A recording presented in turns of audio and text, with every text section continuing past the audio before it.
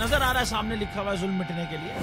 दो चीजों से मिटेगा भाई, एक अदल की कुर्सी पे जो लोग बैठते हैं ना, वो अदल के हिसाब से फैसले करने लगे, दूसरा कौम निकल खड़ी उस जुल्म के खिलाफ, तो जुल्म खत्म हो जाएगा। या इन दोनों में से कोई एक चीज हो जाए या दोनों हो जाए। अगर 420 का मुकदमा था, उस वक्त अदलिया में जो लोग बैठे हुए केस देख रहे थे, वो पूछते ना यार चीट हुआ कौन है।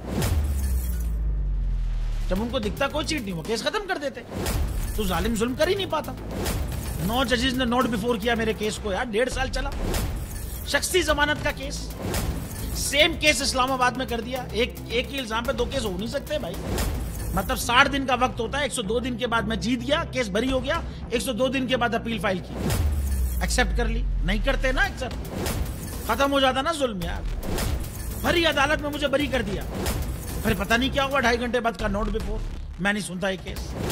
खड़े रहते अपने फैसले पे, मिट जाता जुल्म। अल्लाह ताला ने बिठाया इस कुर्सी, इन कुर्सियों पे इनको यार, ये अल्लाह ताला की तरफ से फैसले करने हैं। तो या तो ये फैसले आएंगे, जुल्म मिट जाएगा, या कौम खड़ी हो जाएगी जुल्म के खिलाफ।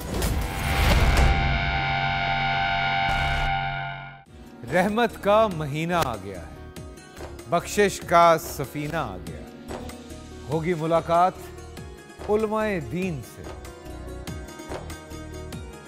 जो देंगे इत्तेहाद बैनुल मसालिकीन का दर्स।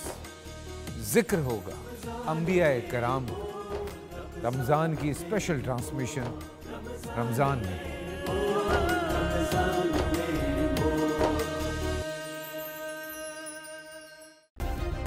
सब्सक्राइब करें और बेल दबाएं ताकि कोई खबर रह न जाए।